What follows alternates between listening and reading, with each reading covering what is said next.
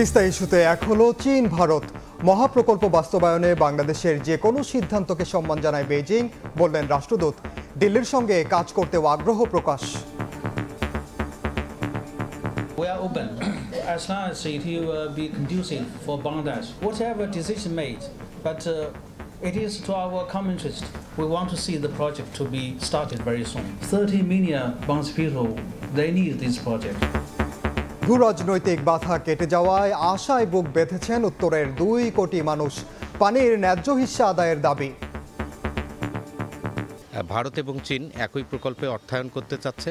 এটা আঞ্চলিক রাজনীতির যে সংহতি সেটিকে মজবুত করবে। মানুষের মধ্যে হতাশ ছিল, সংশয় ছিল, তা এটা যদি সমন্বয় হয় তাহলে তিস্তা মহাপরিকল্পনা একটা আশার মুখ দেখবে।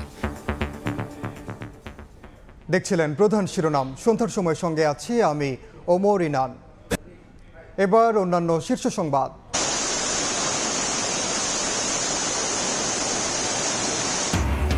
সিলেটের জকিগঞ্জে বাঁধ ভেঙে হু হু করে ঢুকছে পানি। প্লাবিত গ্রামের পর গ্রাম, চরম দুর্ভোগে কয়েক লাখ মানুষ। উত্তরেও ভাসছে কুড়িগ্রাম, গাইবান্ধা।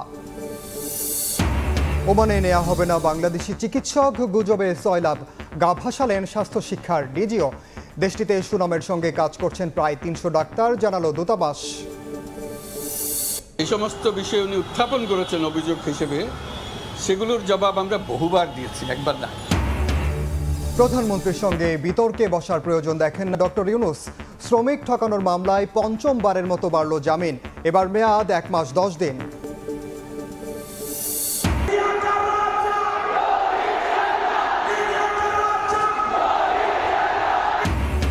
বৃষ্টি উপেক্ষা করে বিশ্ব চ্যাম্পিয়নদের বরণে জনসমুদ্র মুম্বাইয়ের মেরিন ড্রাইভ।